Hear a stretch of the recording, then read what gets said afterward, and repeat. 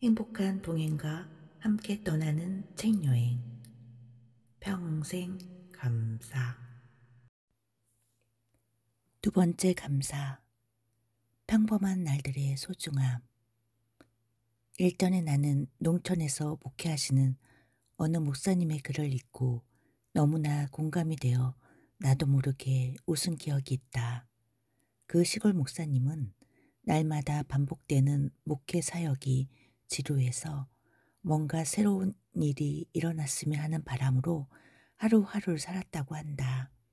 자고 일어나면 새벽기도, 수요예배, 금요예배, 주일예배, 낮에는 신방, 그 사이 시간들은 짬짬이 설교 준비.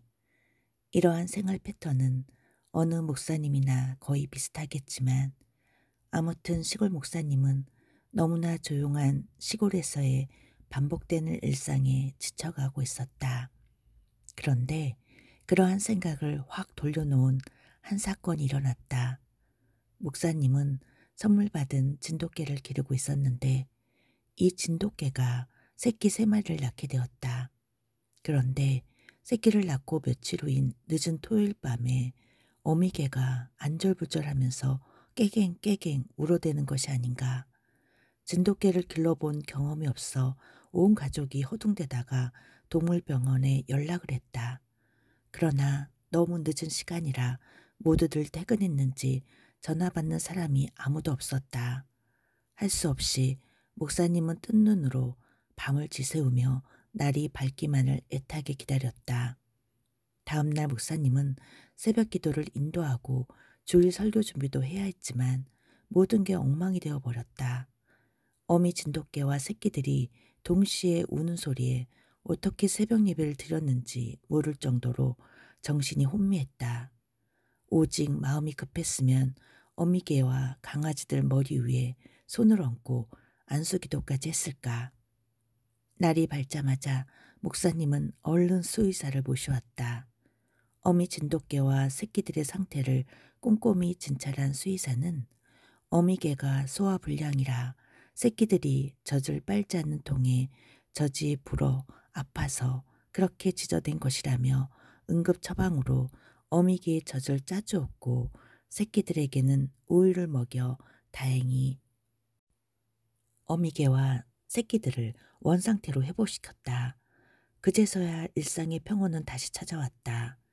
겨우 일이 해결되어 안심이 된 목사님은 주일 설교 준비도 못한 채 강단에 섰고 예배 시간 내내 진땀을 흘렸다고 한다. 늘 똑같은 일상의 반복이 지루하다고만 느꼈던 목사님은 하룻밤 사이 일어난 작은 소동으로 힘든 시간을 보낸 것을 생각하며 그 뒤로 지극히 평범한 일상은 하나님께서 주신 선물이라 여기고 날마다 감사하며 살게 되었다고 한다. 나 또한 미국 생활을 시작한 지 2년쯤 되었을 때 매일매일의 일상이 너무나 단조로워 지겨운 생각이 든 적이 있었다. 삶의 의욕이 바닥을 치는 기분이랄까?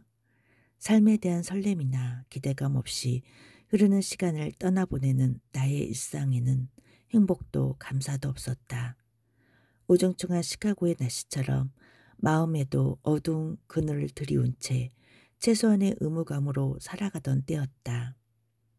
교회를 섬기는 일에서도 첫 순간의 마음처럼 뜨거운 열정과 헌신 그리고 비전과 희망은 온데간데 없이 사라지고 마음은 온통 차가운 냉기로 가득했다. 그러던 어느 날 아들 성민이가 다치는 일이 일어났다. 교회에 새로 부임한 목회자 가정에 교인들과 신방 가는 길에 어린 아들 성민이를 데리고 갔는데 아이들이 함께 놀다가 카펫 위에 떨어진 이쑤시개가 아들 발에 박혀버린 것이다. 당장 병원으로 가서 엑스레이 촬영을 하고 결과를 기다렸지만 이쑤시개 위치는 잘 보이지 않아 대강의 치료만 받고 집으로 돌아왔다. 일단 상태를 지켜보기로 하고 다음날 학교에 보냈는데 하교 후 집에 들어서는 아들의 발을 보니 부을 대로 퉁퉁 부어오른 것이다. 놀란 가슴을 쓸어내리며 아이를 차에 태우고 전 속력으로 달렸다. 병원에서는 작은 이쑤시개 조각들을 찾느라 혈안이 되었다. 결국 몇 조가 찾는 걸로 수술을 끝낸 후 항생제 처방을 받아 집으로 돌아왔다. 그런데 아이의 발은 가라앉을 기색이 전혀 보이지 않았다. 걷지도 못할 정도가 되자 안 되겠다 싶어 병원으로 다시 향했다. 이번에도 수술대에 오른 어린 아들은 아프다고 비명을 질러댔다. 이번에도 이쑤시개와 관련된 이물질을 찾지 못했다. 결국 담당 의사가 MRI 촬영을 권했지만 우리의 형편으로는 비용이 너무 많이 드는 일이라 선뜻 대답을 하지 못하고 차일피일 미루고 있었다. 어린 아들은 못난 부모 때문에 약 7개월을 고생했고 다행히 의사의 주선으로 MRI 촬영을 무료로 받게 되어 마침내 바늘처럼 가느다란 이쑤시개 조각 하나를 빼낼 수 있었다. 나중에 현상한 필름을 보니 이쑤시개의 부러진 반쪽이 네 번째 발가락 뼈에 교묘하게 딱 달라붙어 있었고 뼈의 일부분과 똑같이 바늘처럼 하얗게 보여 육안으로 식별하기에도 불가능해 보였던 것이다.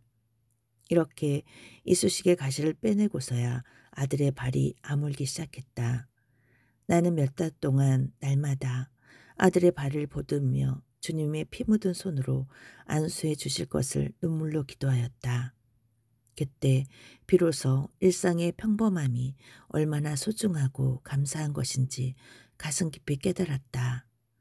아이들이 아침에 학교에 갔다가 오후에 돌아오고 아내가 아침에 일터로 나갔다가 저녁에 돌아오고 나 또한 주님의 교회를 섬기는 일로 아침에 출근했다가 저녁에 돌아오는 일이 지극히 평범한 일상이지만 감사하고 감격하며 살아야 할 하나님의 은총의 시간임을 값비싼 대가를 지불하고서야 알게 된 것이다. 평범한 일상의 소중함을 깨닫지 못한 채로 7개월 동안 병원을 다니는 일에 매주 또는 격주, 월요일마다 시간을 반납하면서 평범한 일상의 소중함에 관한 훈련을 받아야 했다. 그것도 아들이 고통당하는 모습을 직접 지켜보면서 말이다. 그 이후 지금까지 평범한 일상을 감사하려고 노력하고 있다. 무엇보다도 하나님의 말씀을 다시 묵상했고 말씀을 통해서 감사를 회복하게 되었다.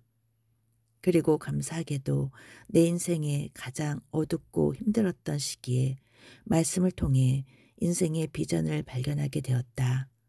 또한 감사를 회복하는 것과 동시에 다시 희망과 기쁨, 열정, 헌신, 눈물을 회복하였다. 감사가 내 인생을 밝은 빛 가운데로 이끌어 준 것이다. 평범한 삶에 대한 감사하는 자세는 하나님께 드리는 최고의 감사 기도이다.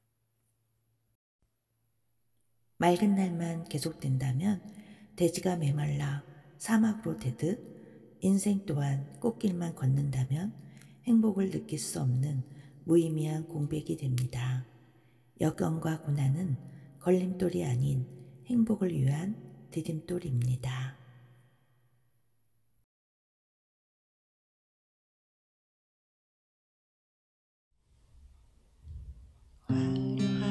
화려하지 않아도 정결하게 사는 삶 가진 것이 적어도 감사하며 사는 삶 내게 주신 작은 힘 나눠주며 사는 삶